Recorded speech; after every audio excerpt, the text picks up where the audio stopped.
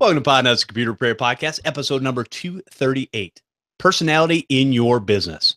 I am your host, Jeff Halash. This is our live call-in show for computer repair techs. We answer your questions on running and operating your computer repair business. Call-in number is 1-888-697-0162. The Computer Repair Podcast is brought to you by Ninja, the simple-to-use remote monitoring and management solution. Try it free at info.ninjamsp.com/Podnutz. Let me introduce the co-hosts. We have, let's see. We've got John Dubinsky from the Maven Group. How you doing, John? Locked and loaded, ready to launch. And also joining us, we have Chris Carruthers from Remote Sport Tech Team. How you doing, Chris? I'm a ghost. With no video today, but that's okay. We just want the wonderful voice and knowledge from the man. Like Morgan Freeman. There you go. The voice of God. Okay. And movie that he's in? Also joining us, we have Paco LeBron from Prodigy Techs. How you doing, Paco? Better than good, better than most, Jeff. How are you? Oh, you know your tagline this week. Awesome. I do. All right, let's go ahead and take some time, and we will share a tip or story that we could learn from. And Chris, why don't you go ahead and take it away? Sure. I would have to say that the biggest tip that I have learned from this week is don't believe your customers, ever. So do tell. Yeah. So I get called out to this business, and this business has a lighthouse, and the lighthouse has weather equipment, and the weather equipment has to... long story short, weather equipment comes, sends the information in, information goes on the internet, information goes from the internet onto their website, and then everybody that's part of that business can see what the weather's like on the lighthouse. That's it. It's a lot. It sounds a lot more complicated than it really is. And I get called out to take a look at everything to figure out why the weather information is only working intermittently, why they're not constantly streaming. And the first question I asked was, have you contacted the manufacturer to see if there's anything that could possibly be happening before I bill you $130 an hour to come do it? And they said, oh, yes, of course. And then I get there, and after 15 minutes with the documentation, I find out that the reason why it's not working is because the app on the PC has to be running, and they shut this computer down all the time. So anytime the computer was off, the weather information was not updating. Beyond that, they said, hey, we want to be able to talk to our security system from outside the network. So I changed the IP address on the security system after asking the vendor twice, hey, is this going to break anything? They said no. Their security system is now being put back to factory default by the vendor because changing the IP address broke everything. Oh, yeah. So it was a really fun time. I still got paid, so I'm not really complaining. The client's happy. They know that I did my job, but yeah, so I'm learning less and less to trust people that aren't me. And that's a really good point, because a lot of times what people think the symptoms of a problem are have nothing really to do with the problem itself. Whew. Okay. All right, Mr. Dubinsky, would you like to regale us with a story of woe, or maybe a tip or something we can learn from? I got 3 quick tips today, Jeff. Bringing them. Three quickies. Right. 3 little quickies. And I'm not getting any younger, so let's make them quick. First one is, I got a little excited in my news feed, and I don't know why I got excited, but I'm a Google Play music user. I don't know if anybody else is. So I saw, hey, there's now a Windows app, Google Play for desktop, Windows app. And I thought, man, that might be handy in Windows 10. Google doesn't make it. It's made by a third party. So I don't know why that kind of shrunk me away, but if you get that in your feed and you're a big Google guy, I just didn't feel really comfortable giving my login credentials to a stranger. And there's no information on the site about that. So that burst my bubble. And I'm moving up in my excitement level of these 3 things as we go through them. Second one, I don't know if you guys all saw that Malwarebytes now has endpoint protection for business that is cloud managed and cloud protection, next generation antivirus replacement for businesses. I have not checked it out yet, but if anybody knows anything about it or is using it and has a warm and fuzzy about it, I'd appreciate an email or 2 cents, or call into the show. Yeah, I'd be curious to see what's the difference between their endpoint security versus their endpoint protection. Because the endpoint security, it came out like, what, 6 months ago or so, around 3.0? Well, if they're like everybody else, I'd have to make that assumption that it's the same engine, probably just feature-wise different. I mean, yeah, I'm sure the Panda I use is for corporate has a lot of the same engine components as the consumer, but that's a great question. And I also would be willing to bet that we're going to learn a lot about it at the Unconvention. That's true. Since Right. Malware Bytes is going to be there, and that might be handy. And maybe they'll even, I don't know, give us a discount or some sort of special treatment since we're at the Uncon. And then last but not least, I don't know if everybody heard that Continuum RMM has been purchased by do tell. a company. Yes. Thoma Bravo is the name of the company that bought them, and probably nobody's heard of them. They're just a big fund of companies that buy companies. The reason to me that this was interesting is Thoma Bravo is the same company that owns SolarWinds. Oh man, I could have called that like a mile off. So, and you read all the articles and they're saying that it's not going to affect SolarWinds, so on and so forth. I just thought that was cute. Just a little bit more consolidation in our industry. So 3 quick tips. I'm up. All right. And those are all great tips. And yeah, as far as acquisitions go, this stuff happens all the time for various reasons.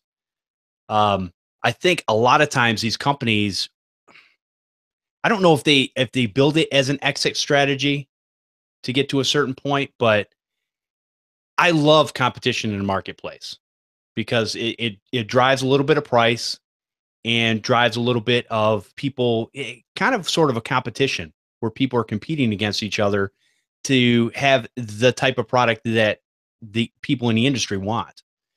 So it'll be interesting. It keeps getting smaller and smaller, it seems. So, and they were, I mean, obviously Continuum was charging for all their products and services, right? Oh yeah. Okay. And I mean, the cable companies are doing the same thing. You see it in every industry. Spectrum, right? Whoever owns Spectrum bought out Time Warner, Bright House, right? And they're doing all of that stuff with the internet services and cable services for those areas. So, you see it in every single industry where we're going from having a lot of competition to having large companies owning a bunch of small companies to give you the illusion of a non-monopoly, whatever that's called. Monopoly? Monopoly. That's a good word. I don't know if it's real, but it's a good word. Wasn't it Continuum that had that issue where they were breached a while ago or something like that? Or they were breached twice? I can't remember which RMM platform that was, but if it was them, I'm wondering if it was one of those where they just kind of felt the heat and maybe there was such a big dip that they decided to get out. See, what I don't understand is when it comes to breaches, there's 2 types of companies out there.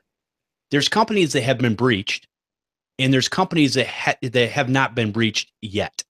Those are the only 2. And everybody at some point or another is 100% vulnerable to being hacked. Now, the difference would be is the information they get out of that hack.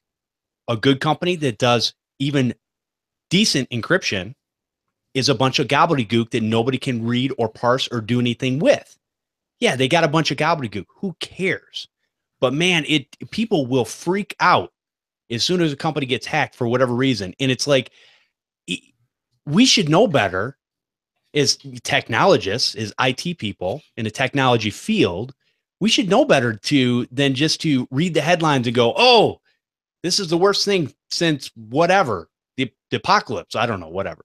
And so I laugh at these things sometimes where I go, who cares? Yeah, somebody got breached. Oh, inside job, outside job, doesn't really matter. This stuff happens all the time. And I would say that it probably happens more than what we actually even hear about. Well, with Continuum, Paco, you're right. There was some sort of, I'm looking through an article I just posted up that looks like Continuum had some sort of scanner tool that you could run on a network to, I don't know, utilize Continuum, but it automatically created super user accounts on that network. No, that's kind of bad. So, yeah, I'm not quite sure. This was back in October of 2016, so not that long ago. Okay. But yeah, I think you're right. I think, everybody going to have a hole in their armor once in a while. You just got how you Absolutely. react and how you inform. Yep, and have a plan in place. All right, so all right, who's next? Who do we leave out? Anyone? I believe that would be me. Okay, Paco. Paco, we're down to you, man. So bring us up a little bit. Yeah, so always take a look at your workflow or processes, basically. What processes?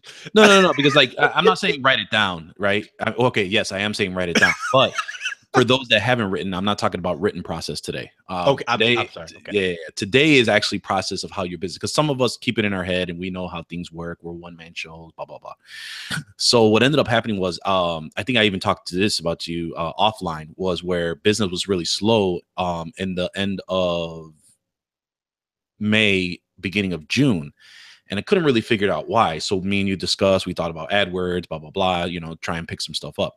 Well, a big piece of it, I found out what happened.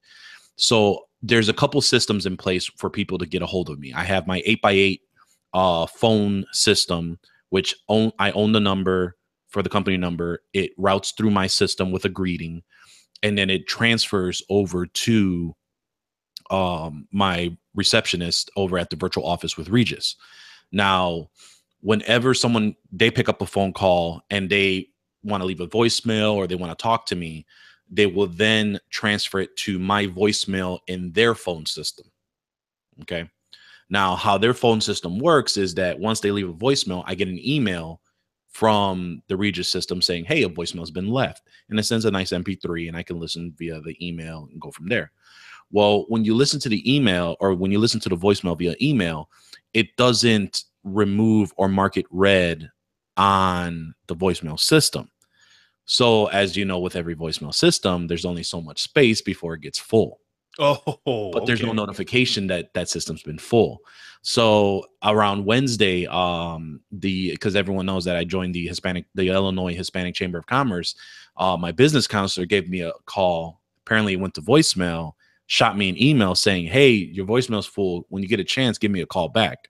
Then it was just a light bulb that said, oh, I never checked my voicemail. And I know that from time to time I need to check it. I just hadn't checked it in so long. And it's one of those where I probably have to set a reminder for myself to kind of get that set up or come up with a different process to better handle that type of thing. So I went into the voicemails. There was 100 voicemails, deleted all of the voicemails. And then sure enough, like the day after, business was as usual with calls and voicemails. Okay. So that's a good catch, man. Yeah. And I like your idea of setting a reminder. That is probably the number one thing that I think a lot of people probably don't do for the things that we think are so simple in our business, right. But it's not stuff that we do all the time, whether you do it monthly, weekly, whatever it is. Right. Yeah. So that's basically how I had that set up with there. So I need to make some changes too, because I need to make more of the whole process more seamless, because when you call, you hear my voice as the intro. When it's a voicemail, it's an automated voicemail on their system. When we're closed, it's the old person I had recorded my greetings from Fiverr. So it's like I need to unify that whole thing just with my voice and everything, so that way they know it's the same place and don't get any type of this doesn't sound right in their opinion. Okay. Very cool. All right. Great tips. Okay. So I have a couple of tips. Let's see. The first one is running hard drive diagnostics. There are times, and I just got a unit in a few days ago, that basically somebody said it wasn't running right, and it was kind of wonky. I'm nothing really specific other than it makes me think usually when there's something wrong like that, it's still operating, the operating system boots and everything, but you have a problem with what's going on after it boots. A lot of times that will point me to the hard drive. The problem is if you use a simple tool that just maybe checks smart on the hard drive, then a lot of times that might pass. And in this particular case, I just on a whim, because I wanted to make sure when somebody says, hey, something's not right, I will actually do a long test, a long hard drive test versus a short hard drive test or a simple test like crystal disk or anything like that. Because a lot of times those will pass and you still have these issues. So I used a PC Doctor, which I bought earlier this year, and plugged it in, ran it, and the diagnostics actually passed on just the normal system diagnostics. But knowing what I know and having done this for as long as I have, I've turned around and I basically went in and I said, you know what, let's run an extended test on the hard drive. And what I found out, and I'm not sure exactly what this points to because I didn't get a whole lot of chance to delve into it, but everything was passing except it got to this one section where it said smart drive extended something or other, extended test or something. I think it was smart drive extended test. That failed. Now the regular smart, which is just information coming off the firmware on the hard drive itself, said, yeah, no problem. But sometimes I think we need to delve in a little bit more. And Paco and I were actually talking about it. And he's like, yeah, I've ran into issues where it will pass on all these different tools that I throw at it. And I'll replace the hard drive and boom, everything goes away. Everything works perfectly fine. And a lot of times I think that before you go to the point where you're reinstalling an operating system or even fixing it, this will save you a lot of time and effort. If all you really have to do is start the test and let it run. Even if it takes a couple hours on a modern hard drive, that's better than you fiddling around with it for a few hours trying to figure out the problem when it ends up actually being the hard drive. So again, another lesson learned as far as go with your gut. And I've talked about this before, and that's what I did. And I called the customer and said, this computer's kind of old. I don't know if it's going to be worth it for you to fix it and actually replace the hard drive and reinstall the operating system. I would probably spend a few more $100s than what I'm going to charge you and just get a new computer. But I'm waiting to hear back, so we'll see. Second thing is talking about a reading program. The third book that I have started reading since I've first came on and talked about this is The Magic of Thinking Big by David Schwartz. And a lot of people will look at this book and they go, that's a bunch of hooey. Yeah, I said hooey. And they'll think, I'm not just gonna sit here and think about, how I can be better or, think about positive things or whatever. So the whole premise of this book, I'm going to break it down into one quote, and then you guys go out and get it on Amazon. You can get it on Audible, however you want to do it, Kindle, whatever. It's a great book. It's not the first time I've read it, but it's amazing the things that you pick up, even though I've read it several times, that I needed the reminders. Because here's the problem. Before I give you this other quote, the problem is a lot of times as we get older, we kind of become the old guy sitting on the porch or old girl sitting on the porch, drinking our iced tea or coffee. And a kid comes, running across the lawn, get off my lawn. And I even noticed that in myself as I've gotten older, everything's negative. It's kind of, the world's not going my way. My business isn't running right. My work, whatever. And so a lot of times we'll just sit there and we think about the negative, and we think about, instead of trying to figure out a way out of it, out of the problem by being positive, by thinking about what we want. And even when it comes to thinking about your business, think about what you want in your business. Maybe you want a retail store at some point. Maybe you want, to make a certain amount of money in your business.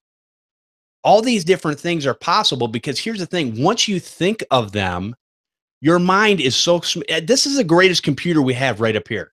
Your mind will come up with a way that you can actually achieve that.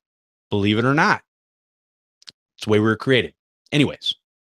So with that, the quote that I'm going to give you, and before this is from Henry Ford, and before everybody says, well, I don't, they say Henry Ford didn't actually say it. It's still a quote. I'm quoting it right now. I'm just saying this is where I heard it from. So here's a quote. Whether you think you can or you think you can't, you're right. And that is, if you really think about it, if you think you can do something, you're right.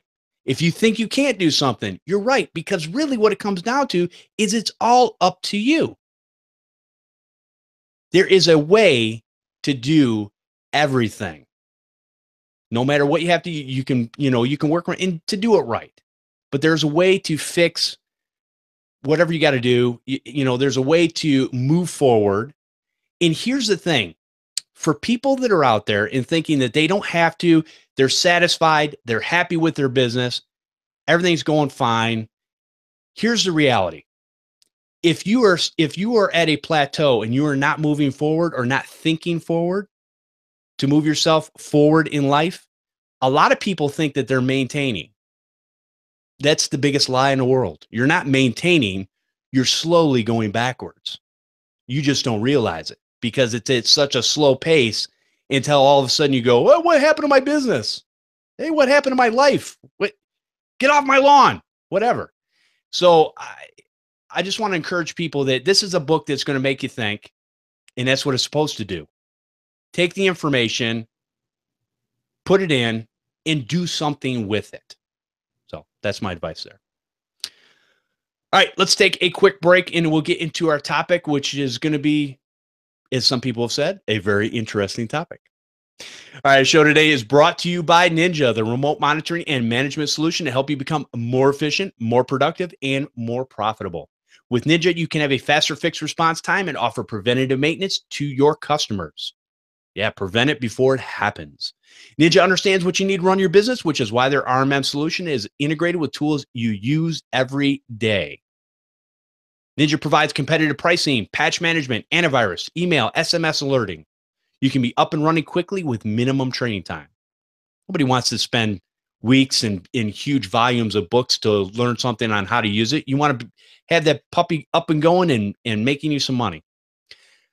You have TeamViewer integration for that remote support. It's one solution for managed and non-managed clients. Network visibility inside the RMM. Know what's going on inside that network. Easy to read dashboards, which I thoroughly enjoy because I'm a simple guy. A powerful device search where you can create custom queries and export the list to show your customers. They also have an executive style report showing important system metrics such as health score, software added or removed, hardware changes, and TeamViewer connections. Like I said before, there's a lot of times you can go into Ninja and actually do a lot of stuff to that computer without ever actually remotely logging into that computer. You can do it remotely without remoting in. That's kind of cool. Ninja is offering Podnutz a free 30-day trial when you decide to buy a 10% discount. Take advantage of this offer. Go to info.ninjamsp.com/Podnutz. All right, our main topic, our major topic for today is, what is your personality around your customers? In other words, how do you present yourself? And maybe not every one of us is maybe outgoing, and that's okay. But you can still present yourself in a way that's going to that the customer is going to be able to interact with you back and forth. So I want to get some ideas of what you guys do as far as your personality, some of the things you've learned that work for you, and maybe some of the things that you've learned that, yeah, I'm not going to do that. Like, you know, maybe being snarky is not the best personality to be around your customers, even if you know them real well. I'm just saying. So who wants to start off? Okay, Jeff, I will. John, why don't you go ahead and start off and tell about personality in your business? Well, I'm going to start off with that ever-ending comment of it depends, but let's start at the basics. I think you should always. We already got a Chris on here. I had to get that in since Chris is here. Hey, man, no, we always have to do it depends. Come on. I will send you a nickel, Chris. Thank you very much. Basically, I feel you should always treat your customers and clients like it's the first time you've met them. Meaning, even if you've had a long-term relationship, you should always be prepared, always do your due diligence, make sure you have a good first impression. Looking and acting professional. That does not mean you need a suit and tie. It simply means you need clean clothes and don't smell like smoke and have fresh breath and clean out the junk out of the corner of your eyes and show up like you're ready to do some business. Manage client expectations, keep a client agenda, and always be professional, trusting yourself and using your judgment. Yes, it's probably Not a good place to hit on people and try to get a date. It's probably not a good place to be snarky. And even if you have that kind of relationship with your customer, I would suggest they're customers, not friends. So perhaps you want to tread a little bit lightly. With that said, though, I do suggest you do genuinely try to interact with your clients. I mean, I do have a lot of clients where I go to their Christmas party, or I do get invited to other parties. But, you know, also be careful of how much you embed yourself into your client. You know, respect them, respect their privacy, because you're going to expect the same from them on a Sunday afternoon as well. So don't come on too strong, and perhaps maybe always listen a little bit to actually what they're saying, both personally and professionally. A lot of the times, if you get a really strong relationship with a customer, you might actually become a shoulder that they might put other business problems on you versus the technical stuff. So you are going to want to observe what's going on in that office and react to that in a professional manner as well. And then also decide how involved you want to get with that client as well. So really, if I had to boil it all down, I'll go back to the beginning. Always treat your customers like it's the first time you've met them. If you really trust and really care about your customers, you have to treat them with that level. I'll say that word love, and it's their precious, because, you know, my customer's business is as important to me as my own, because if they don't exist and they don't prosper, neither do I. That's good. Good sound advice there. All right, Chris, you want to go next? Yeah, I may as well. So here it comes. You ready? It depends. It depends. Look, I'm one of those atypical techs, right? Like I'm outgoing. I do well in social settings for the most part until I put my foot in my mouth. I don't really have the same issues that some other techs do that are maybe an introvert or just don't like dealing with people, because I've met techs that just don't want to deal with people. And at the end of the day, the personality that I wind up giving the customer depends on what type of customer it is. And it's not that, you know, it's not that I do it on purpose. It's just the role that one falls into sometimes. You know, I have a lot of senior couples as residential clients. So I wind up being sort of like that, you know, son-in-law that they never really see. And then I wind up with this, you know, business has been in business for 25 years. The guy's getting ready to retire, and out of nowhere, he's decided that he's the mentor, you know, and you kind of pay lip service to that. So yeah, every relationship that I have with every client is crafted to that client, either intentionally or unintentionally. And at the end of the day, it's something that doesn't become too personal. It's not something that you really get into each other's personal lives. But you wind up having this almost this dance, this interaction that you wind up with each other. Where as long as that dynamic continues, the business relationship continues to grow, and the less and less they think about calling somebody else. Okay. That's good. That's good. Yeah. Chris is normally an extrovert, except for today where he doesn't have a camera for some reason. But, you know, other than that, he's usually outgoing. Let's rub that. I heard one of his clients in the background. Yeah. All right. Paco, what's your 2 cents? Yeah, I mean, a lot of what everyone says here. It's I actually separate out my personality as far as personal and business wise.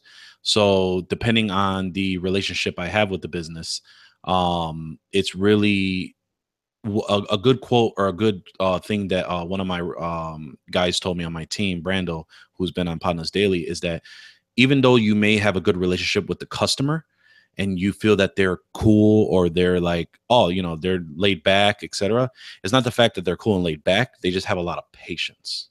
And the moment that patience runs out, it's going to be a whole different thing. So it's something to make sure to differentiate when you're in business versus personally, like where, you know, you get a good feel from a person. You talk about all kinds of stuff outside of business. But when it comes to business, we think that same scenario applies, but it's not. It's just more of there's more patience in the process. There's more patience in the delivery of things going on. Now, as far as the personality, there are going to be certain things that I will talk about. I'll try and maintain a professional composure up front at first. But depending on the environment, I adapt to how the environment is. If it's a little bit more lax, I'll go along being lax as well. And the reason why is because you want to make sure you maintain the respect and you maintain the appreciation and view from the customer, because if they kind of see that you're kind of uptight and professional and not really seeing their view on a lot of things, again, it is a slippery slope, but that's where it's up to you to maintain that balance. Are they going to want to continue to deal with you? You're not going to act the same with one client that you do with another client. So that's a couple of things that you want to make sure that you determine as you're kind of going into this. And especially for those that are new, if you don't know how to act, and let's say you are an introvert and you just have a rough time talking to people, it's something you grow into. It's not something you're going to learn right away. Some people kind of go with the flow a lot better than others. So it's just one of those where you got to feel your groove, feel kind of where you're more comfortable with, and kind of go from there. And it does take time for those that are starting out to kind of get to the point where a lot of us here on the panel have been. I think all of us have done this way more than 10 years in our career. So I think it's a big point to say that we've kind of seen some of the in and outs and how to react to our customers. And for those that are trying to just figure it out, you just really can't listen to what we say, because we have good guide points, but you got to do it on your own. You got to figure it out. You got to learn your lessons and kind of go from there. That's my opinion. And then I think a bigger piece that you want to make sure is understanding on the personality of you versus the personality of the business. So how do you want the business to be perceived? It's going to be a direct reflection of you. If you're going to make it where you are the business, or if you're going to make the business as its own entity, how the business portrays itself via online, via social media, via its campaigns for donations and nonprofit helpings and things like that, versus yourself. Maybe you are a little bit more aggressive in expansion or in your own personal goals. You may want to look at trying to separate the two of those as well. So these are all things to take into consideration as you try to figure out personality for yourself as an owner and personality as a business as a whole. Hey, can I jump on your bandwagon for a second, Paco? You made a great point there. And I think you were talking a little bit about the level of comfort. And, if I can kind of jump in with how long I've done this, probably more so over the last 5 years versus the last 25 years I've been doing this, you kind of have to remind yourself that if you feel yourself getting a little bit comfortable with a client, I think that's when you need to maybe step it up a little bit. If you feel like, oh gosh, I got a great relationship with them, maybe this can wait till tomorrow, maybe you better get your butt out there tonight, get done what needs to get done instead of just being comfortable, because I think that client will also sense that you're getting comfortable with them to a point where that's not a good thing. That's a real good point. A lot of times, Paco mentioned something too, where he's talking about repetition. And I really like that, because when you think about repetition and just doing something over and over again, I'm going to put this out there as a couple different things. But number one, Paco's exactly right. You have to do it. But if you drive, a lot of us drive cars. If you drive a car, a lot of times, if you think about it, there's many times where you're driving your car and you're like going, how did I just get home? I have no idea. And I'm not talking about when you've been drinking either, because that's just wrong. But when you're normally driving and you're just driving down the road, and all of a sudden the next thing you know, you're pulling up in your driveway and you're like, how did I get here? It's because you've done it so often that it just becomes normal. It just becomes part of the routine. You don't even have to think about it. It's the same thing with relationships and talking to your customers and giving them a warm and fuzzy personality, I'll say, instead of I'm better than you and I know about this technology and you don't, so you should just listen to me, stupid. You don't want to do that. You want to, the other thing too, there's some things out there where you should maintain eye contact and not stare at them with bug eyes or anything like that, but just as far as look them in the eye. And here's another great tip. we have 2 ears and 1 mouth. So what that tells us is we should listen twice as much as we actually talk. Now, because this is my show, I don't follow that rule here. But when it comes to the customer, I want to hear what they're saying. And I can't think about what I'm moving on to next. I really need to, they're telling me about a problem or an issue that needs to be solved. Not only do I have to hear what they're saying, but then I've got to process that and I've got to be able to give them an answer back. And it's perfectly okay for you not to know everything on the spot and go, that's a great question. I'm going to have to get back to you on that. And then do that. Take the time, put something together, get back to them via email, phone call, whatever it is. But just how you are as far as interacting with your customer. Sometimes there is where you have a conversation maybe that's about business in general, maybe about what they're doing in their business or about what you're doing in your business. And, and that's okay because businesses a lot of times will share that information. Now, if you're doing residential, man, people will talk about anything. Talk about their kids going to school, their grandkids, what, this going on, that going on. And a lot of times they just want somebody to listen to them. And that's where you got to do a little multitasking. You listen to them, but you continue to do your work. Right. Now, quite honestly, that's why I don't do a whole lot of on-site work. Number one, I don't have the time. Number two, I don't want to be stuck sitting there listening to, these stories because sometimes it's hard to concentrate. So anyways, but you've got to be able to multitask, so to speak. And a big piece to that too. Oh, sorry, John, go ahead. Well, I was just going to interrupt Jeff just to say, do you know who said we have 2 ears and 1 mouth? I have no idea.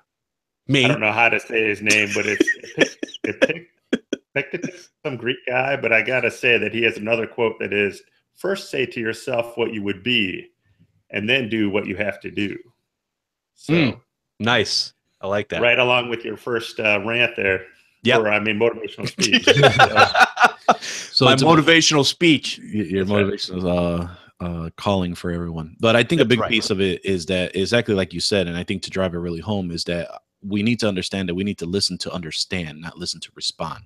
And I think that's a big piece where I'm even teaching that to my daughter right now because, she says she understands. She says she listens. She's 7 years old. She's going to do what she's going to want. Right. But, she has to understand that, you have to listen to understand what the person is saying versus to listen and then right away want to say what you have to say.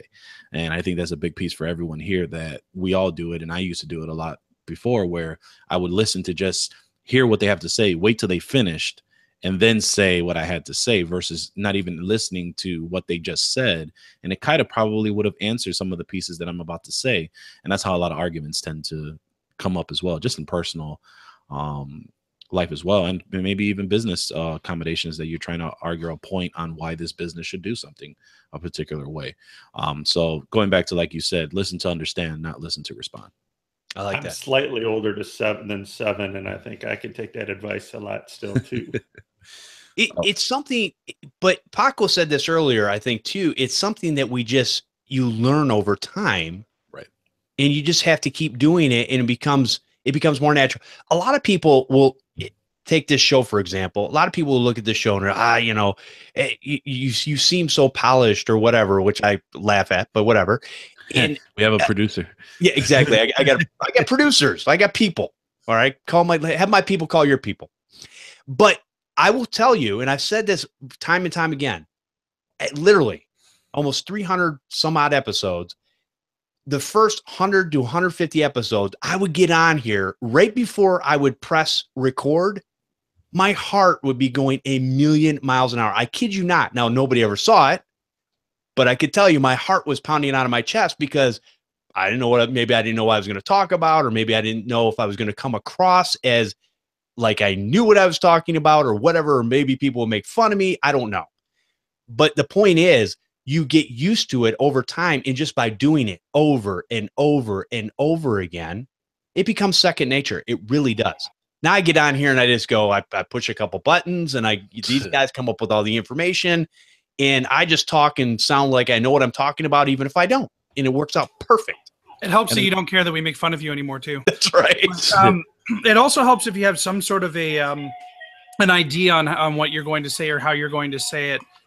You know, if you've got a few broad case scenarios where it's like, okay, look, in this type of a situation, this is the direction that I should go in. If you've got that in mind, then when you run into that situation, you're not going to be nearly as shocked by it. And it's you know, it's still going to be a bit of a struggle the first couple of times, but it gets a lot easier, a lot faster. That's a good point. Yeah, you're right. Exactly. So I mean, if you think about what types of things, because here's one thing going on what Chris had said, there's a lot of times where I've gone into a situation, and I'll give you an example. Like back in the beginning, somebody would talk about a service that maybe did them wrong, and it might have been another computer company. And or I would see something that the prior computer company had done, and I will look at it and go, I can't believe somebody would do this. And that in and of itself does not help portray who you really are. It doesn't really matter what somebody else has done.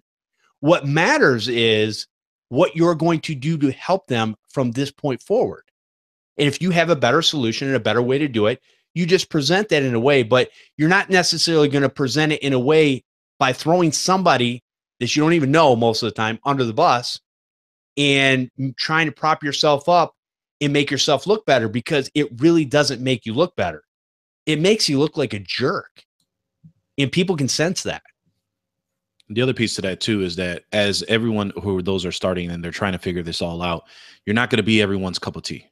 So, and you'll know that for a fact when you start talking. So don't let those times discourage you. That's why you do the repetition, because you'll find your own flow. You'll find and you'll get the feeling of who you can talk to and who you don't. And then that's what sets you up to figure out who's your avatar, who's your ideal client, because then you'll be really able to, once you find that piece, it makes things even more easier on how to get your rhythm going and cadence to a point where you want to be at. Great point, Paco. I would add two other things. One, we were saying the 2 ears, 1 mouth thing. I would suggest even now, don't be so anxious to rush to answer, even if you already know the answer. I mean, a lot of times that time of thoughtfulness or whatever allows the client to think that you're considering what is happening. You know, maybe there's a little bit more mindfulness in that. And then to add what you said, Paco, about, you know, working with people you like. Obviously, if you're just starting in this business, you probably want to cut your teeth on everything you can get your hands on. But you know, once you can build up a clientele and you can kind of be choosy on what you want to do, you know, obviously work with people you like. I mean, that's going to make your job a lot more enjoyable in the long run. Yeah. Why? And I don't understand this. I've heard in the past, I hear it a little less nowadays. I've heard in the past, a lot of people will complain about customers, which we all do to a certain extent. But the reality is I only want to deal with customers that want to deal with me. And what I mean by that is we do have some sort of relationship where it's a win-win and it's a healthy relationship. I would never want to do something like wake up in the morning and know I have an appointment with a customer that for whatever reason I can't stand, they can't stand me. And because I would dread that day. Or maybe even the week prior coming up to that day. Why would I want to put myself through that? So exactly like John said, hey, in the beginning, you're going to take whatever comes your way, and that's fine. But you're going to learn who your audience is, or who your customer is, who your client is. And once you do that, then you can kind of weed out. And usually you can do that by, I hate to say this, but raising your prices. Keep in mind too that there's a huge difference between, oh man, I hate going on site to this customer's place. You know, they're always so obnoxious and the place stinks and all that, versus, you know, Ethel's called in like every other month with that Zeus virus pop up. When is she ever going to learn not to call that number? You know, there's a giant difference between those two. So it's one thing to need to vent a little bit about a client that keeps making the same mistake versus a client that you simply cannot stand working with. And I personally think that it doesn't matter how early you are in your company. If you've got that client where you dread working with them, cut them loose. It's not worth keeping them for you to lose all of that energy and all of that time into putting into something that's just going to make you stressed and not enjoy your job. That is a great point, Chris.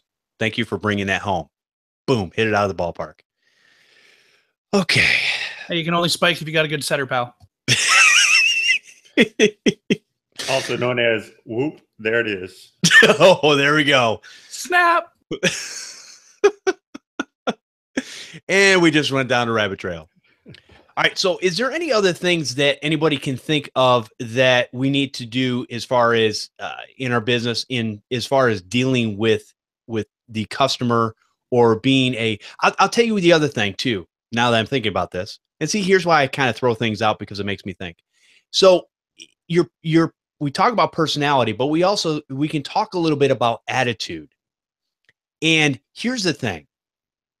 Okay, you've got your cup of Starbucks or whatever you drink in the morning, and you're driving to a client and your eyes are half closed and you're trying to get this coffee down and you're tired. Sometimes, again, this is going to go back into whatever, self-talk. Now, one of the things you'll realize in this book, The Magic of Thinking Big, going back to that, is because there's a lot of big business owners that had talked to this particular author. And there were people that had turned whatever they do, whether it be sales or whatever they did in their own business, they turned it around by basically going, they did maybe a commercial, a self-imposed commercial for them before they went to either make cold calls or whatever it was. And here's the thing, whether you understand psychology or not, which I don't, but it does something in your mind. Okay. When you think these things, you think positively, you kind of pump yourself up, you feel better going into a situation. You feel more confident instead of just going in, you just trying to make it through the day. I sucked my coffee down. I'm there. So going with a positive attitude. Yes, the customers are going to do things like Chris had said earlier that are kind of irritating. But Chris, that doesn't bother me as much because they're paying the bill anyway. So, hey, make as many mistakes as you want. I'm good with that. Right. I get paid either way. But definitely go in with pump yourself up. Yeah, never mind. I was going to sing a song, but I'm not going to. No. Whistle while you work. No, we don't have the rights to that song anyway, Jeff. Yes, that's true. We don't want to get flagged. So anyways, but I would take a positive attitude and pump yourself up before you go in to deal with a situation. Even if you don't know what's going to happen, it's going to make you feel better. It releases different chemicals and things in your body and your brain, and it will make your day that much better versus I'm just going to try to get through this day. So here's the thing. Fake it until you make it. And that's a true statement right there. From Jeff Halash. I didn't make it up, though. I can't remember where that one came from. But yeah, there's a lot of things you can fool yourself into being positive, I guess, really is the bottom line. Right. I mean, like you said, just don't take your personal life into business as you walk into a customer's door. I mean, like you just said, it's to a point where if you got all kinds of stuff going on, you're sucking down that coffee, you're in the way to get to where you got to go, you're about to walk in through the door, you got to turn on. And that's essentially how I mentioned where there's a separation of between personalities of personal life and business life. You got to go into as your persona. You got to go in there. You got to act it. It's your genuine self in business. They don't need to know about any of that mess. They don't need to know. They don't need to feel any of that vibrations of bad vibes that you're bringing in because you just had a bad morning or you had a bad night and just you didn't get any sleep or you just wish you didn't have to do this job. My brother tends to say this a lot, and I'm trying to say this in the most rated G form of how he says it.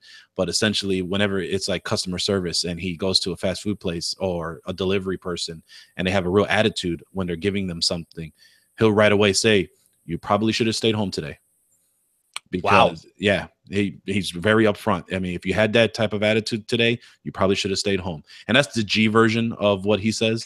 This is my older brother. Because, and he's right. I mean, if you're in a customer service position, that business's reliability, whether you're working for a business or you're handling your own business, you're representing a brand, whether it's your brand or your business's brand, if you separate the two. And it's one of those where if you're not 100%, don't show up at all, because if you're you never go half measure, you always want to go full. And that's at a point where, if that's the case, like my brother says, you might as well have just stayed home. Locked and loaded. That's exactly right, Paco. And I'd also encourage everybody to reverse that. When you walk into a customer site, you don't know what your customer's been dealing with either. So be respectful of that and their staff, meaning you don't know if they're tired, sick, have a family problem, cancer, all these hidden items that might be behind the scenes.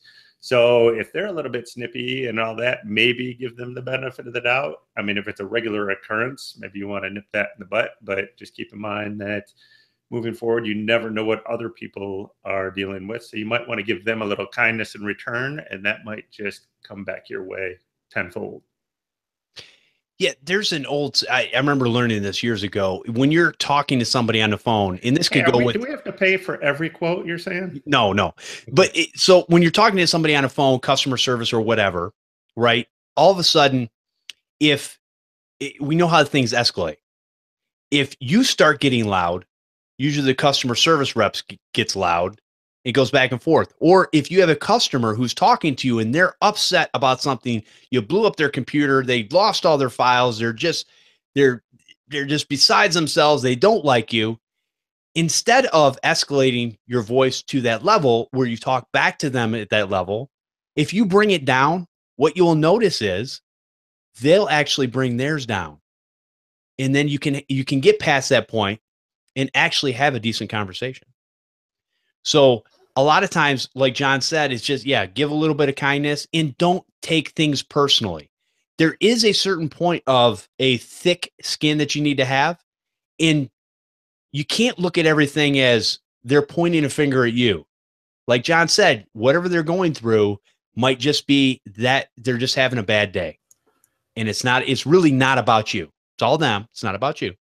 So with that being said, I think you just need to kind of, take a step back and just understand those situations and learn to deal with it. And don't worry about it. Don't let it affect you. Now, that's not saying if there's somebody who's very abusive and trying to take control and trying to make you do what they want you to do versus what needs to be done, then those are the type of customers where all of a sudden that keeps happening over and over again. Those are the ones you might need to cut the ties with and go, you know what? We're not a good fit because you and I don't work well together. And that's okay.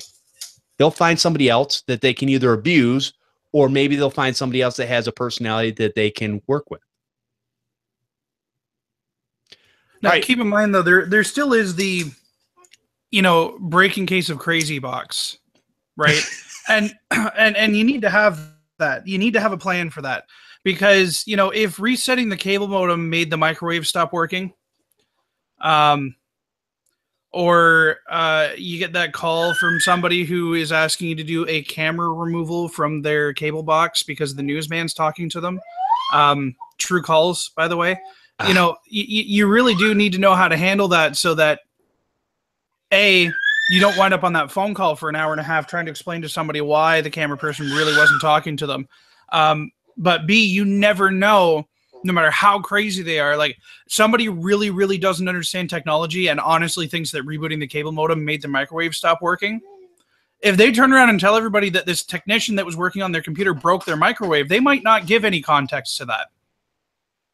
And now suddenly you've got somebody running around and people are imagining some computer technician like blowing every fuse in the house, or a computer technician that, knocked over the microwave and just kept walking. Like you don't know. So you need to at least have an outline, a blueprint of what your plan is going to be to deal with crazy.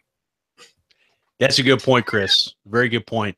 And the one thing you probably don't want to do in having this conversation where they think you've done something wrong, you don't want to sit there and go, you're sounding a little cray-cray right now. Okay. So we just need to dial it back a little bit. Don't do that because they might not take that well. I'm just going to make a note of your ticket, ma'am. I need to help you find your marbles. All right. Now. There you go. And this is perfect for your ticketing system where you can have these documented notations that basically don't ever go to the customer. Now, just don't ever make a mistake and put it in the wrong one that actually gets emailed to the customer, because that would be bad. So you wouldn't want to put in the box that's just a notation for the technicians and the business owners, this person's a little cray-cray. You want to make sure that you don't put it in the email one where they would get it. And that the correct acronym for that is PITA. Thank you. Thank you. PITA. What? I'm sorry. What does that stand for? That's not G-rated. Oh, never mind. All right. Anything else on this subject about personality? I think we've covered a lot. Nope. Any lasting thoughts? All right. Oh, I know what that is now. All right. So anyways, let's take another quick break and then we'll get into the second portion of the show, answering some emails and taking some phone calls. All right. So guys, DC On Convention 2017 in Washington, D.C., September 16th and 17th. IT conference for techs and business owners reimagined. Not like your normal conferences. This is the new way of doing things, the better way, the more intimate way. All right, learn from fellow techs and business owners, get business strategies that work in the real world. Not just what worked maybe 10 years ago, but what's working now today. Discover new tech. Everybody likes new tech. If you're an owner, operator in managed services, IT consulting, or a break fix, this is the place for you. Sorry, I had something in my throat. Get your hotel and tickets now. Only 100 tickets available. Go to onconvention.io. They have all the information there. They've got a new schedule up with all the different things. They've got a guest speaker that's coming in, and Malware Bytes is going to be there. Obviously, Tech Site Builder, Instant House Call. They're going to be there. They're going to be able to answer your questions. They're going to be able to talk. But the number one thing I think that you're going to get out of this unconvention, being the unconventional way of doing things, is the time with fellow business owners, fellow technicians that actually do this stuff day in and day out. And a lot of times they do it in a way that, it's kind of lonely out there. So it's nice to be able to get together, shake some hands, rub some shoulders, and, learn from each other. Because we can always learn from other people, no matter how new or how long you've been in a business. So anyways, go check that out, unconvention.io. Get your tickets now. Like I said, they're keeping this a small, intimate gathering. So 100 people, no more. Make sure you get your tickets and all your stuff today. All right, let's answer some emails and take some calls. Phone lines are open. The call-in number is 1-888-697-0162. Let's go to our first email. It says, hello, Jeff. You said that most people give you a hard time about using a spreadsheet for your record keeper. Just to let you know, you are not the only one that does that. I use a spreadsheet for my stuff and Repair Shopper. Robert's Computer Service, Robert Eiler. Thank you, Robert. I appreciate that. Now, here's the problem. So Chris is like, he doesn't know what to do. If you could see the expression on his face right now, which you can't because his camera's not operating, he would probably, no, you can't do it. But guess what? There's many ways to skin a cat. No, you guys have to stop encouraging Jeff. Just because you can do something doesn't mean you should do something. That's right. I can do a virus removal with a sledgehammer. I could rob a bank, but that's not really what we want to do. Oh, could you now? Ooh, Podnutz heist. Oh wait, we should talk about this off air. No, it's not. You know what? It's a good point. And depending on where you're at in your business, if it's something you can maintain, depending on size business you have, you can absolutely do that. Or even if you have somebody else that's putting in the numbers and things for you, you can absolutely do that. You don't need to necessarily have specialized software to be able to do your, all your information for taxes and whatnot. So there's different use case scenarios for it, but hey, spreadsheets have been used since the beginning of time. Really. Way before even the abacuses and all that. I'm just kidding. I'm going to find a way. Is it abacuses or abaci? Oh, I guess, yeah, you're right. It would be plural, right? Abador. Anyways, it's good. It's good to know that other people are doing it. So, all right, show of hands on this show, or actually response.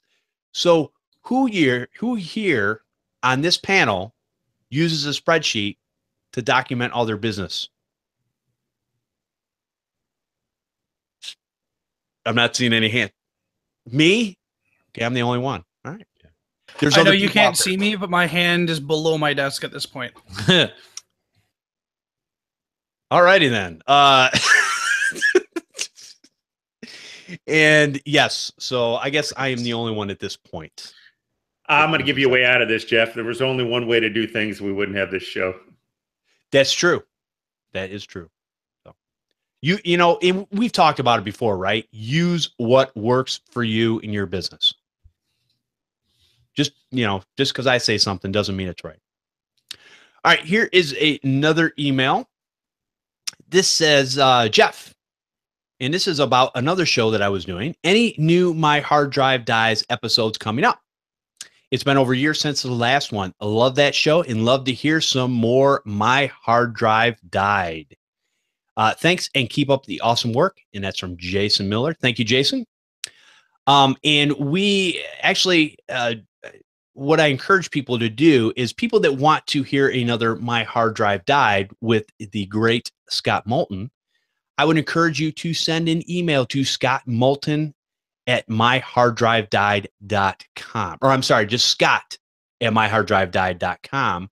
And just encourage him and let him know that you'd like to hear another episode. We have in the past tried to get our schedules together.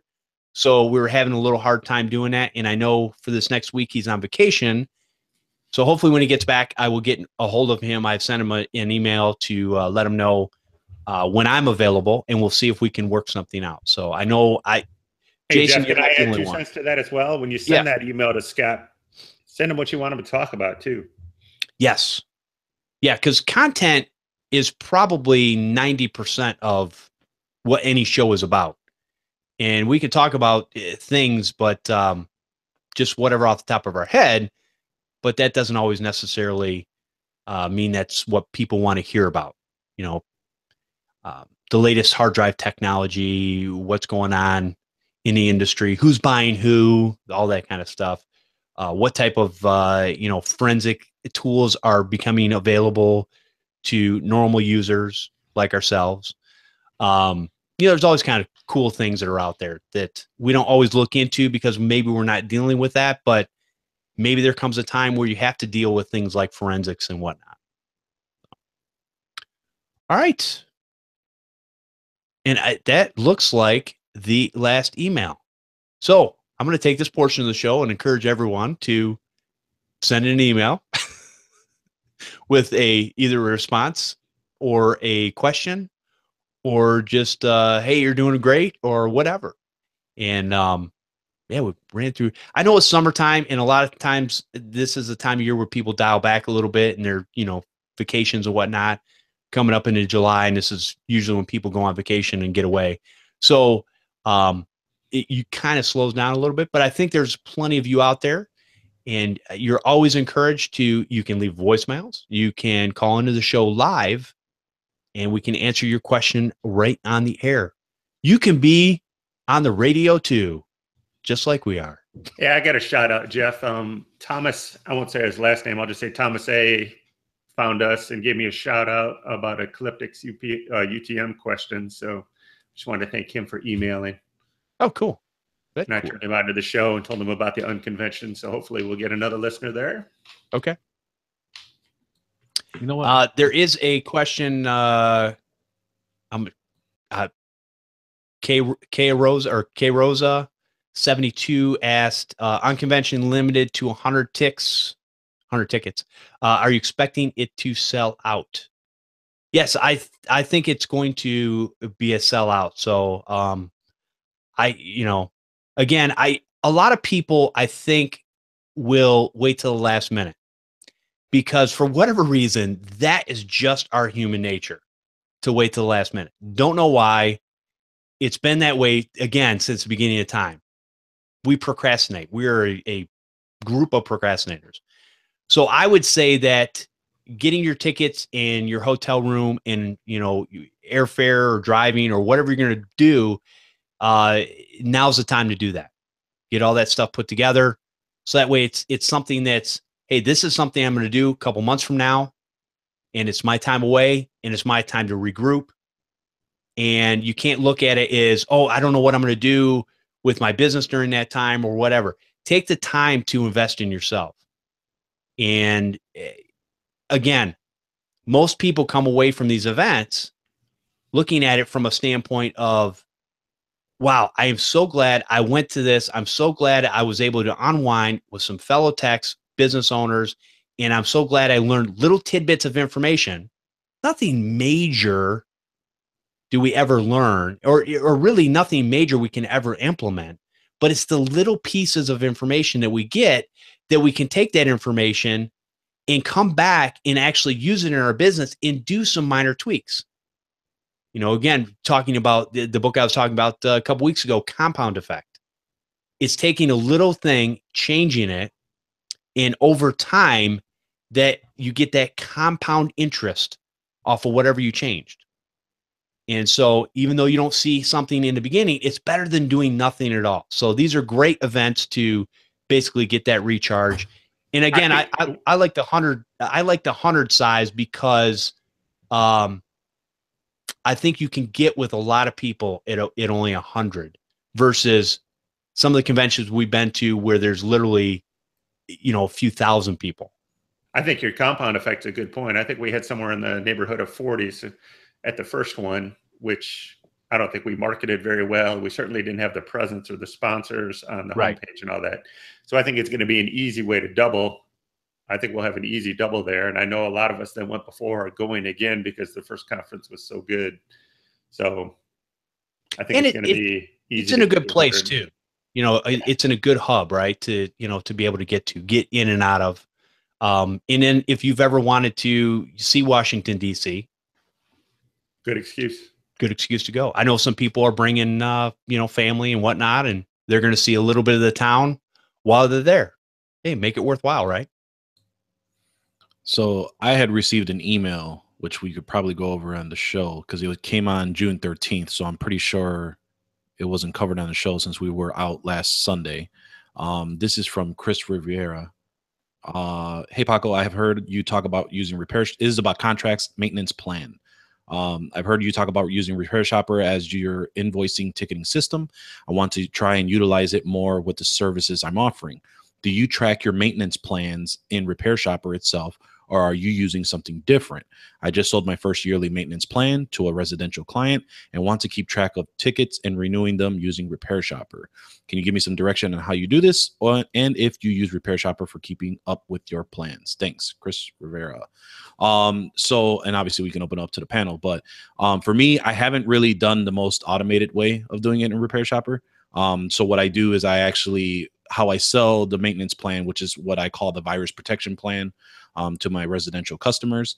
How I sell that is a yearly subscription per se. And I set up a recurring invoice. So basically I will set it up, put the date where the new invoice will send out the day after today of the new year. And basically I set up Ninja, which is the RMM I have that kind of hooks everything through for my maintenance plan. If any issues come up, it sends asset alerts or anything like that to the ticketing system. And I kind of work off of it that way and how I keep it in track. If anybody goes ahead and emails in, I give them a standard email address versus my own email address. So I can create a ticket in Repair Shopper to work off of, and it'll attach depending on where the customer, which customer emailed in. But that's kind of how pretty much all I have set up. I know that there is a new function in Repair Shopper that is called subscriptions.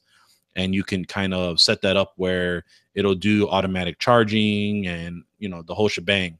But I haven't ventured into it as much. But for anyone else, how do you manage your yearly or monthly recurring revenue plans? Chris?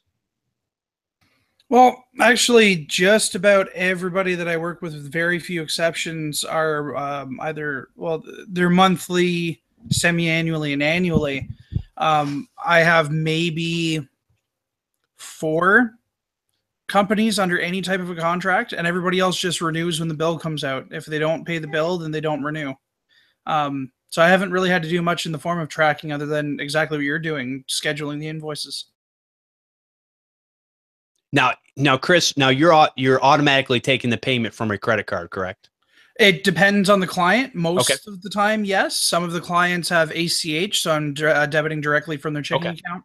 And I have a few clients who didn't want to be on automatic recurring, which is fine. They're told flat out, you know, when that first notice goes out telling you, hey, here's your late fee and you got 30 days to pay. If you don't pay after that 30 days, I'm canceling it.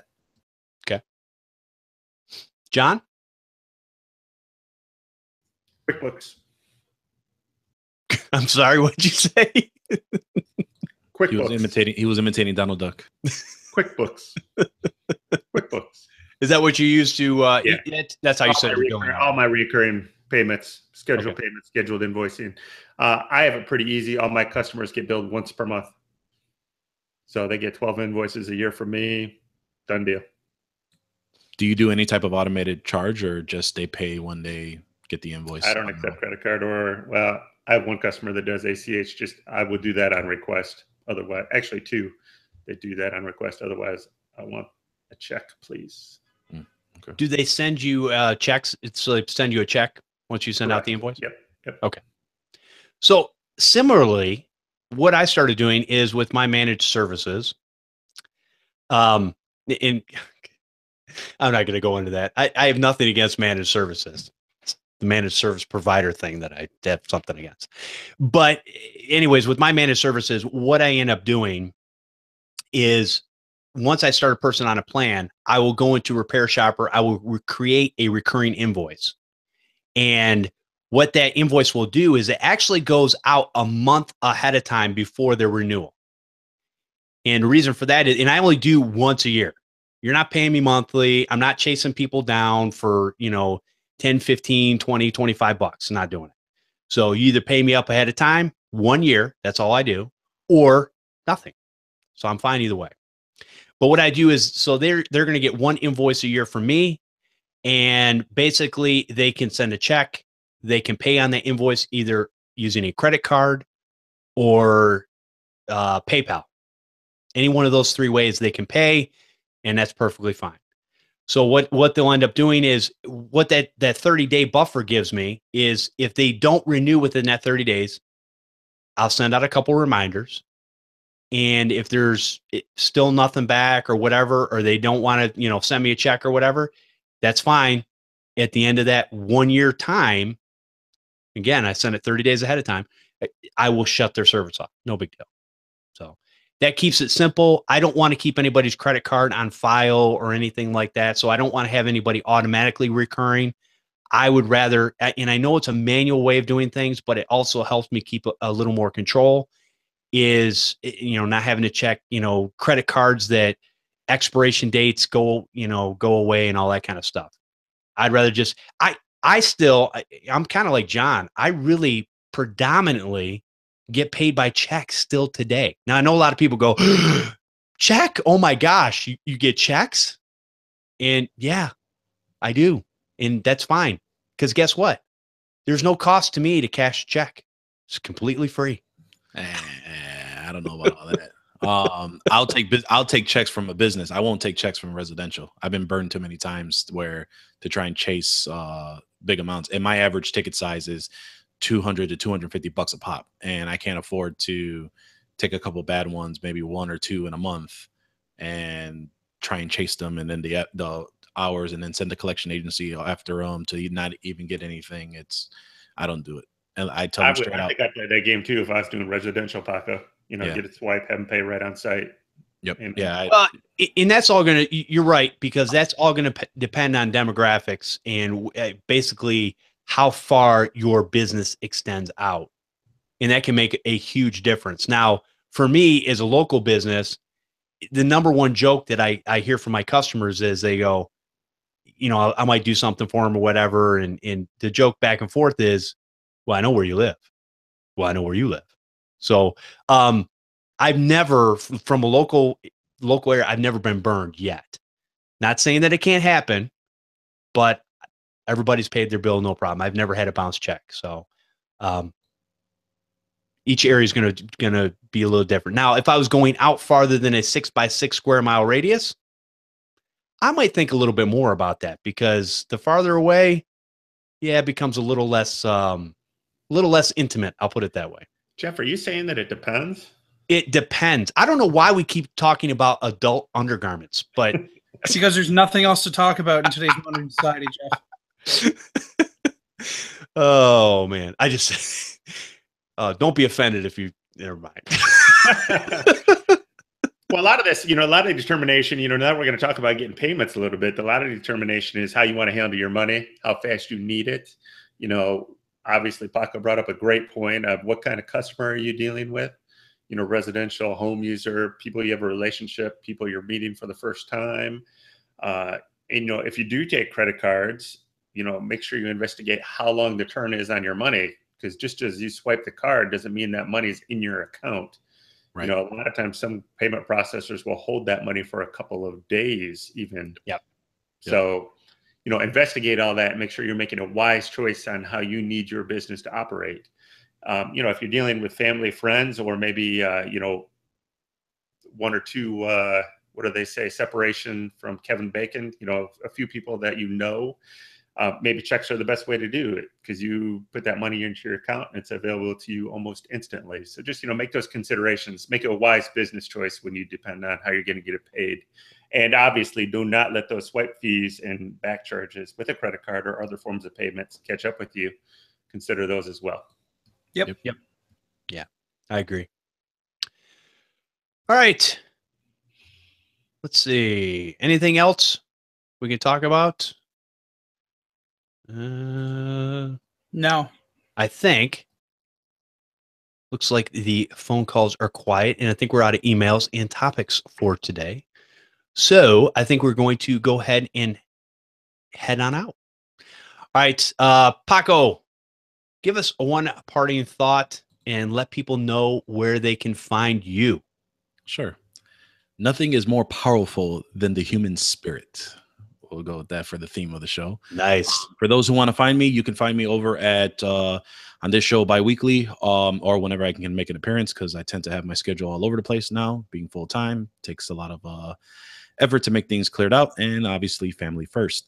You can also find me weekly on the Computer Business Marketing Show. We try to go live every week Wednesday. The next 2 weeks, we are playing around with how that's going to work. Matt is going to be on National Guard duty, so the inmate has the keys. So I will be heading that show. We're trying to figure out how to make it live. Not sure if that's going to happen the next 2 weeks, but we'll definitely have the show out, released on the show or on the website, computerbusinessmarketing.com, or we'll have it on the podcast audio catchers as well. Or you can reach me on my site, prodigytext.com. Awesome. Appreciate you coming out, even though being last minute. It was awesome to have you. All right, Mr. John Dubinsky, give people one parting thought and let them know where they can find you. Keep in mind that today in 1850, North Korea invaded South Korea, starting the Korean War. Oh, I did not know that. There for you. Nice. John at mavengroup.net. Everybody have a great week. Group.net. I do have a question for you, sir, if I may. Yes. I would consider next Sunday, the 4th of July weekend. How are we going to participate in a podcast together on that day, on Sunday? That's a good question. And I will say this, that July 1st, it's also my 28th year anniversary. All right. So your wife's going to be on the show is what you're saying. Yeah, that will never happen. She'd be great, but talking about tech is like me talking about Pinterest. No, I just offended like 3/4 of the audience. Sorry. Yeah.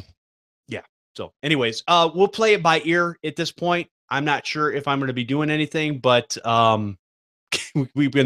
it's like every other weekend seems like a holiday, which is a good thing. I need some time to regroup and regather. So that definitely helps. So we're going to play it by ear. There might not be a show next week. And thank you, John, for bringing that up, because I totally forgot. Yeah. All right. Help. Thank you, man. All right, Chris, give us one parting thought and let people know where they can find you. I don't know if I want to talk to somebody against Pinterest. I'm not against Pinterest. I just actually, for my parting thought, I want to leave this out there because I've been working hard last couple of weeks getting things put into that ticketing system. So just so that actually, Jeff, because why not? if you really want to track some of your stuff, we've added ticket hour packs and number of ticket packs into the billing system. Ooh, ticket power packs? Yeah. So like, you could sell 10 tickets for the price of 9 if you do flat rate billing for some reason. Oh, here we go again. Okay, but you can now. We've added all that into the billing system. Lasting thought for the day, though, in all seriousness, whatever works for you is what needs to work for you. Don't absolutely take advice, but even my advice isn't ironclad. If it doesn't work for you, don't do it. Amen to that. If you want to know more about what I do, or if you need extra help in your company, Remote Support Tech Team is there for you, providing white label IT services. Give us a call, 866-568-2813. You can email us at info@rstechteam.com, or you can just go to our website, rstechteam.com, for more information. All right. And Chris, there was a little contest, and I know we've been kind of hit and miss here for the last couple of weeks, and you've had things going on with holidays and whatnot. What was the contest we're running for the audience? Sure. So the contest that we're running is the top 5 reasons why you should be using a ticketing system. I'm sorry. Why are you laughing? No reason. I'm just thinking. I'm gonna write some reasons down now. You're gonna write. You're gonna do it. You should do it. I'm gonna do. Even though I can't be included in the contest, I'm still gonna put my my 5 cents in. I'm out. I gave my reasons last show. That's true. Okay. All right. I probably won't give my reasons. Oh. So there's a couple things we're going to do with that. So number one, we're probably going to read those on the show. So if you send those, where do they send them, Chris? I thought that should we have them send them to you? We should have them send them to you. Oh, we can have them send them to me or you. Sure, they can come to me. Send them to info@rstechteam.com. Just make sure that you put in the subject line top 5 reasons to use a ticketing system. Otherwise, I'm going to have no idea what you're talking about when I just get a list of things. Or how about if they make it simple? How about if they just put top 5? Sure, top 5 works. Top 5. Whatever you want to put subject line. We make it simple for you. If it says anything but top 5, your email will be rejected. That's right. Auto spam. Oh, wait. That's my main. Okay, whatever. We'll figure it out. Send it. Or if that doesn't work for you, you could also send them, and I will gather them too at podnutz@podnutz.com. Either way, and we'll put that information together. Yeah, if you send them to me, I'm probably going to forward them to Chris anyway, so he can take a look at them. Yeah. And then what do they win, or what can they possibly win? So the winner, if you choose to take it, although if you choose not to take it, we'll go to the next person, is going to get some free time on our ticketing system. And now I don't have the sheet in front of me. I can't remember how long we said that it was going to be, but I think we said it was for, 6 months or a year? Yeah, one of the two. It will be in the show notes. It will be in the show notes. Yeah. You know what? You put that information. It is in the show notes, I think, from a couple weeks ago. It is. We'll work it out. Yes. You're going to win something cool that you can use in your business, which is cool. So all you got to do, here's the thing, Chris, how many have you gotten so far? None. Okay, 0. So your chances to win are great. Very, very, very good. Oh, yeah. In fact, if you send one to me in the next 5 hours, you have a better chance than every other person listening right now. Of course, there's only 15 people watching right now, but that's not the point, though, because a 1 in 1 chance is a really great chance, but a 1 in 2 chance, now we're starting to get interesting. All right, so yeah, definitely do that. Send those out, and yeah, your chances are really good. Now, how long are we doing the contest for? What did we say? Let's put a month date on it. Let's put a month date on it. August? Why don't we? August 1st. Okay. Well, wait. When's the closest show to that? That's too long. Well, yeah, but we're at the end of June now. Yeah, we're leaving June and going into July. It's not too long. All right, end of July, August 1st. So whatever that first Sunday is in August, that is when we will announce. Oh God, the first. Winner. You know what? No, because that makes it the 6th. We're gonna make it July 30th. Okay, perfect. So you have to have your email in by July 29th to be considered. There you go. So definitely take the time and do that. All right. So executive decision time. We're not doing a show next week. All right. Oh, darn. No show next week. We're going to, you know what? Take the 4th of July weekend and enjoy the holiday. Amen. I will enjoy not only the holiday, but my anniversary. And that way, if I decide to go somewhere, not that I'm bogged down by the show, but I'm going to have the freedom to be able to do that. So we'll go ahead and do that. And then we'll come back. I know, I'm sorry, because Paco's kind of bumming because he's only on every other week. But positive, you were able to come on this week, so that kind of makes up for it. Right, buddy? Yeah, buddy. Yeah, I'm sure your wife will appreciate you not having to worry about the show. Yes, she will. All right, so come join us live for Computer Repair Podcast almost every Sunday at 4 p.m. Eastern over at podnutz.com/Computer Repair Podcast Live. Mouthful. Join in on the conversation by calling in live and hanging out in the chat room. You can also send an email to podnutz@podnutz.com or leave a voicemail. Have your voice right next to ours at 1-888-697-0162. We have audio available over at podnutz.com or subscribe using your favorite podcatcher. You can be notified when the show is live by subscribing to our YouTube channel, Computer Repair Podcast. I know this is an exciting number to me, and it should be an exciting number to you. We have 800 YouTube subscribers. Woohoo! I appreciate everybody that has subscribed to our YouTube channel because it lets you know when we're bringing the next show out. So you got an idea of what's going on. All right. And I want to thank everyone for listening and subscribing to the show. We definitely appreciate each and every one of you. We'll see you next time on Podnutz, the Computer Repair Podcast.